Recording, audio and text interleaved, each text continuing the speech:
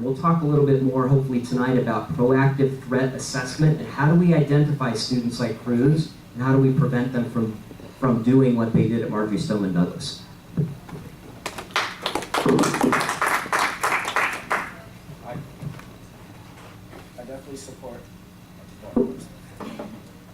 definitely support the Promise program. Many of my peers who attended my school actually were part of the Promise program.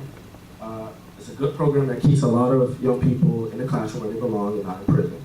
A lot of the times people that look like us, for little things, some of these things may be small cultural things, cultural differences, may end up getting them suspended or arrested or receiving a consequence that they don't need to have. So I do support the Promise program, and I think that there needs to be more programs like it, and I think it needs to be expanded. Are there problems with the Promise program? Yes. There's problems with any program that is created by any government entity. I do think we need to fix those problems and involve the entire community in that process. I don't think that the Promise program, the shooting will make the shooter responsible. I think that young people like Cruz, with the problems that he had, being able to go and get a weapon like that, get these AR-15s, is the problem. I know I'm not running to be gun commissioner or any of those things, but the problem is people having access to AR-15s that they should not have. That's the problem. Yes. And the lack of funding for mental health. Yes. The problem isn't the Promise program, the problem isn't the teachers. Teachers are afraid to speak up sometimes because of the fear of retaliation. Yes. Retaliation from their principals. The principal's telling them, don't say anything, because if you say anything, we're gonna go after you. That's the problem. And we need, I sat in the classroom with Nick Cruz in ninth grade when I attended Cross Creek. And if I was able to, myself, at 14 years old, see that this kid will kill little animals and carry them around the classroom, something was obviously wrong, why didn't the school administration see that problem? Why did it take a 14-year-old to speak up about this problem? And nothing still got done about it. And he ended up killing 17 people at Stoneman Douglas, one of my opponent's child as well. And that's sad. I can't understand the pain you might feel. I have a little nephew, I have little brothers and sisters who are in the Broward County public school system. I don't know what I would feel if I came home one day and my little nephew would not be coming home. So I think that we need to look at the proactionary measures that can take place to preventative measures. Violence happens for a reason, and we need to look at why violence happens, and not write any of those things off. And I do think that that's going to have to take student culture. Students are going to have to be the ones that speak up about these things. They have to feel comfortable speaking up about these things. Because my peers don't feel comfortable speaking up about these things. And we can't change anything until students who know their peers better than anyone else starts to speak up about the problems in the classroom that they see. Because the teachers obviously can't because of retaliation. Other school staff obviously can't because of retaliation. And the school board is a body of politicians, career politicians. And of course they're not going to see anything outside of the statistics, black and white, on paper. So we need to reevaluate the entire way the system is running. I'm a recent graduate of the Broward County Public School System. I have the most experience of actually being in the school and understanding these issues firsthand. I was a student who had an IEP, who received mental health assistance. And I can tell you that there's not enough of that, and there's not enough guidance counselors in our schools, and not enough mental health professionals in our schools to meet with our students. Thank you. So I first want to thank you for the question, because we've actually heard a lot about the Promise program, and it gives us an opportunity to be able to speak to it, each from our own perspectives. The Promise program is an intervention program. It is an opportunity for us to be able to look at minor infractions and to be able to say, we're not looking to see how can we best punish this child. It's our opportunity to say, how can we best intervene for this child? How are we going to be able to identify, take them out of their school setting, put them in a setting where they're going to get a controlled atmosphere with support services so that we can put them back into the school and they can go back into an educational setting, rather than continue to struggle with some of the issues that have brought them to this place to begin with. With that said, it is not a perfect system. In fact, every year that we talk about the Promise program, I've challenged the fact that we can't just keep saying, oh, it's great, look at our numbers. We have to identify the fact that there are some students who are still not getting the help they need in this program. The number this year was 42. There were 42 students who had been in this Promise program with different infractions more than 3 times. That means this was not the right fix for those kids.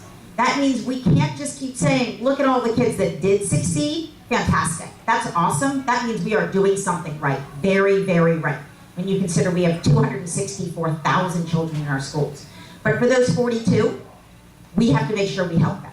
We can't walk away and say we did good enough until we don't have any of them doing that. So we are coming up with additional supports, additional interventions. We absolutely need more guidance counselors. In fact, that's one of the things that we found the funding. I mentioned to you last year we found funding for, still not enough funding. One of the things mentioned was our relationship with our police. We actually have a partnership with our police for the Promise program. We couldn't implement the Promise program until we had our police departments on board. 100%. Our judges and our police work collectively and continue to every single year.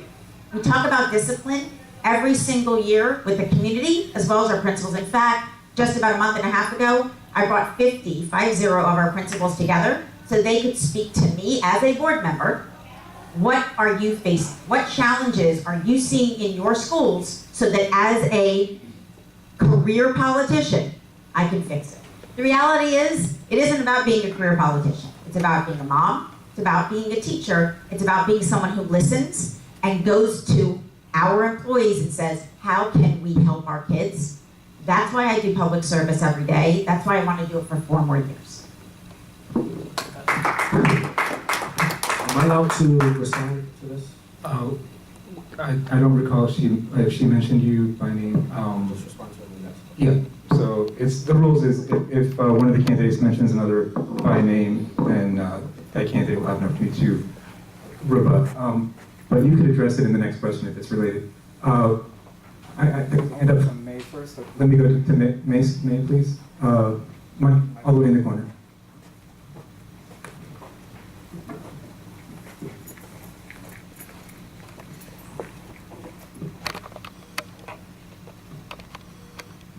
Good evening. I have a couple of questions, and I'll take them one at a time to allow other folk who may have questions. First, Mr. Petty, first condolence to you losing your daughter. I know the pain. I'm sure it's not the same, because I hear when you lose a child, it's worse than any other member you may lose.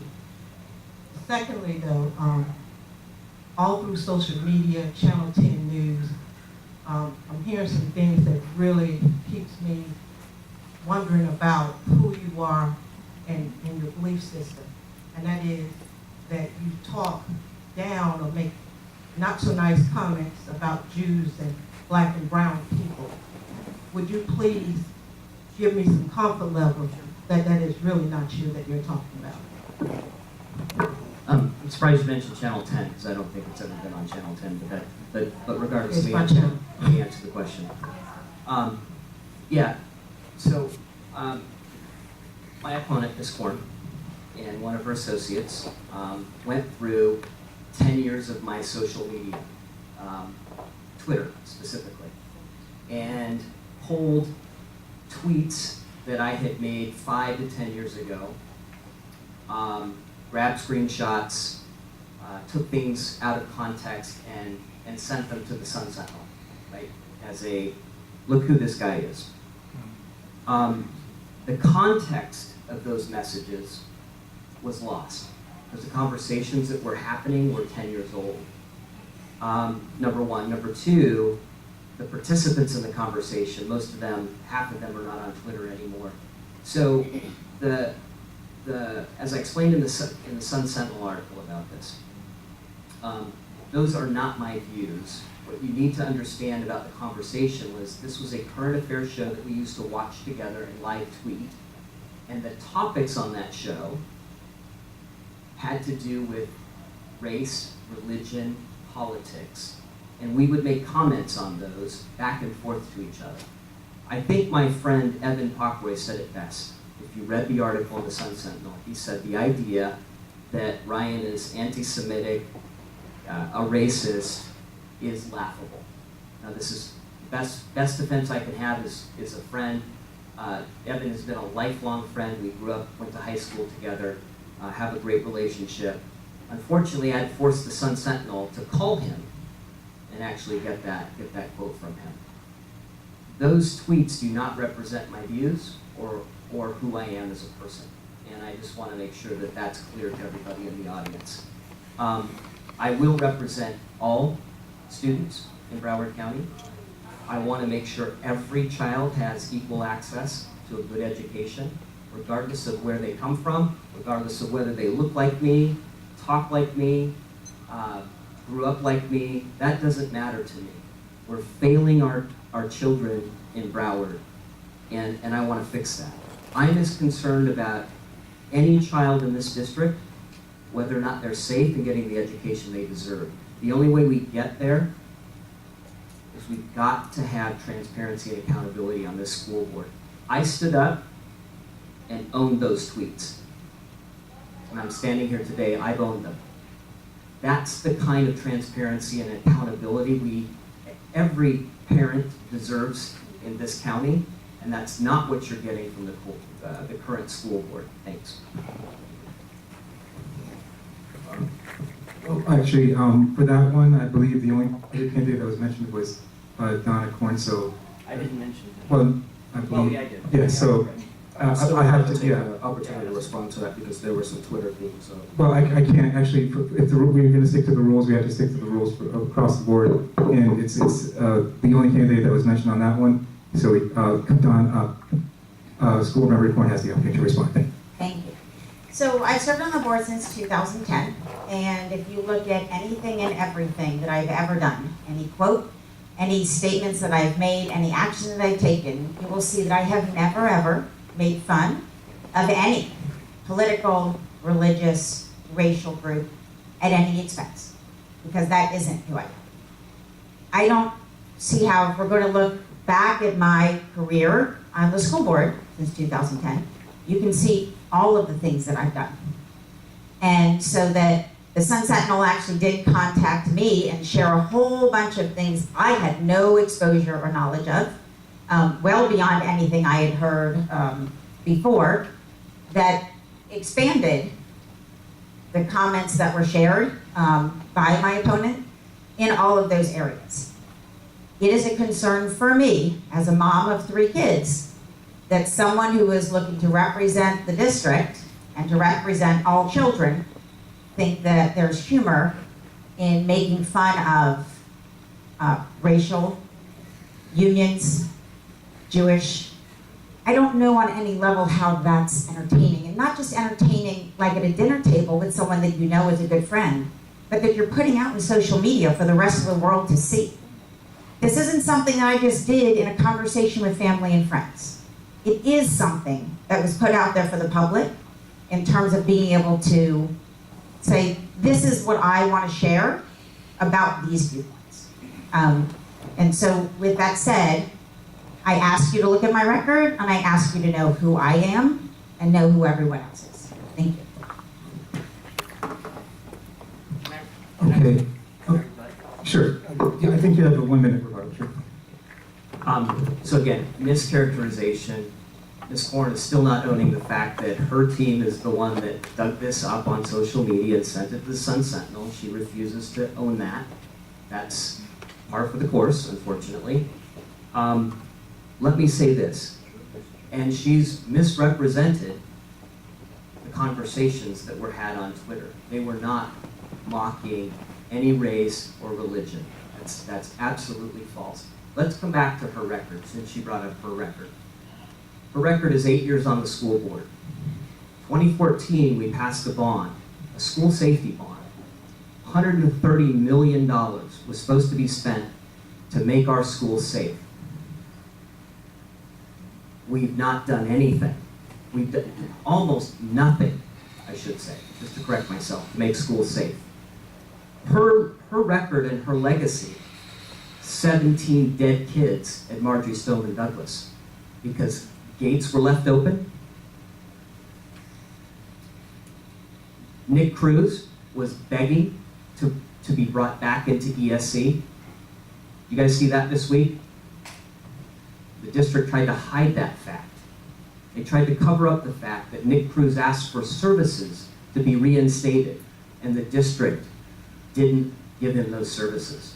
So the legacy of this school board is inaction on school safety, and it goes to what Mr. Manley also said. It's not just the shooters in the schools. We have classrooms with mold, ceilings falling apart, unhealthy conditions for our students. That's the legacy of this school board and this school district right now, and I intend to change it. And I don't care what your background is or where you're from, you deserve a classroom that's safe and clean and an environment where you can learn. And that's what I'll make sure that's what I'll make sure will happen. That has not happened in the last 8 years since Ms. Korn has been on the school board. Okay, we'll allow one final rebuttal, and then we're going to go My to the name next was question. mentioned. One Also, minute. like, when she's finished. So I will say this, transparency, I'm all about it. This is public service for me. I have a career, and I'm a mom, a single mom of 3 kids. I'm more than happy to tell you that someone in my campaign did initially share some very specific tweets because they were real. The idea of saying I'm gonna own up to it now, I don't know how you don't own up to it. They are your tweets. And beyond that, there are 10 times the number of tweets that have been shared, far beyond anything that anyone in my campaign spoke to. So we changed the subject quickly, I see, into my record. And so I will tell you this, my record has absolutely been, when we took the $3 billion need in the district and only got $800 million to spend, myself and my colleagues all made school safety the priority. And we have absolutely put money into school safety, single point of entry, our security systems, as well as other specific things depending on what the specific schools needed. We never said that was all gonna happen year one. You can't possibly do that year one, elementary, middle, and high school with 264,000 kids.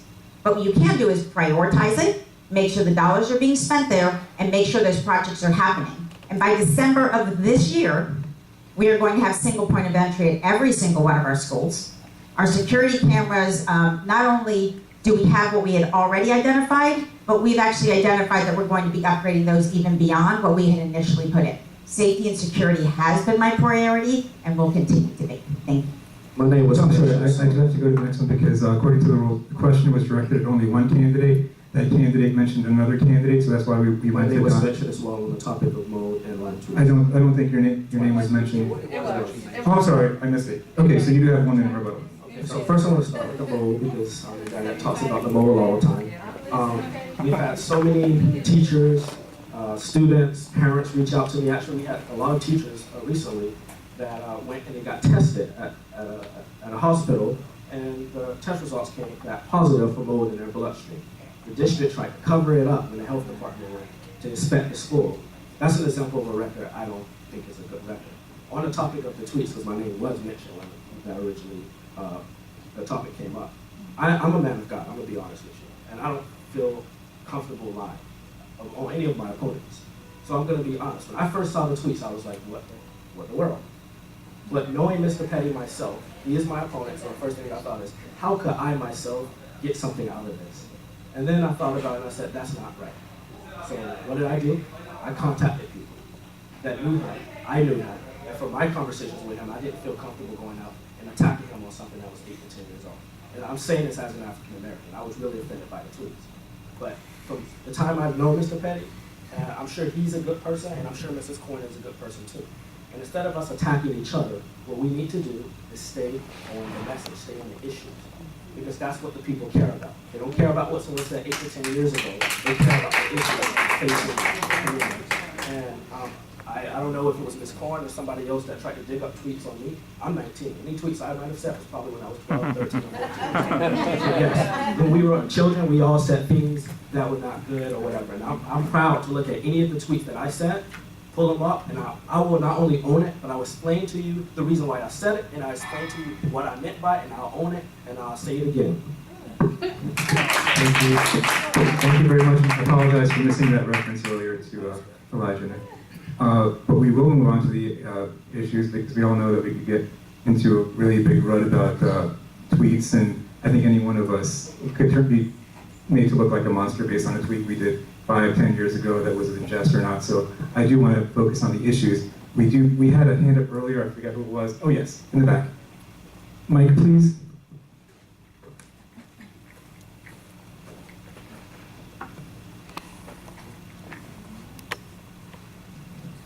Thank you.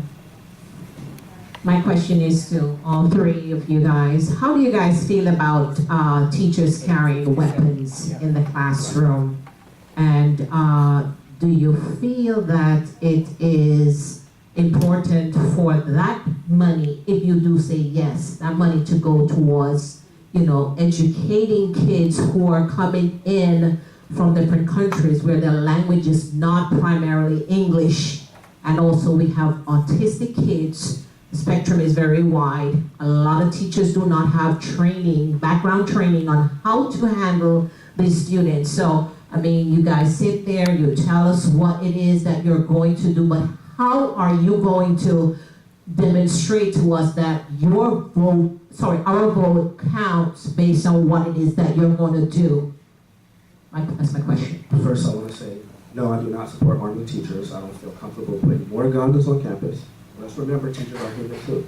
What happens if a student gets their hand on that weapon that the teacher has? What happens if the teacher gets pissed off? And I know teachers sometimes get pissed off and they take the weapon and they shoot somebody. What happens then? So no, I don't support arming teachers. And on the topic of ESOL and students who speak English as a second language, the first thing I say is, we talk about Hispanic services all the time. Why not get textbooks in the language of those students? Why not? Let's get textbooks in their language. So we don't have to take up more time in the classroom where teachers have to focus specifically on that student, on being able to translate services for them or put them in a group with another student to translate it.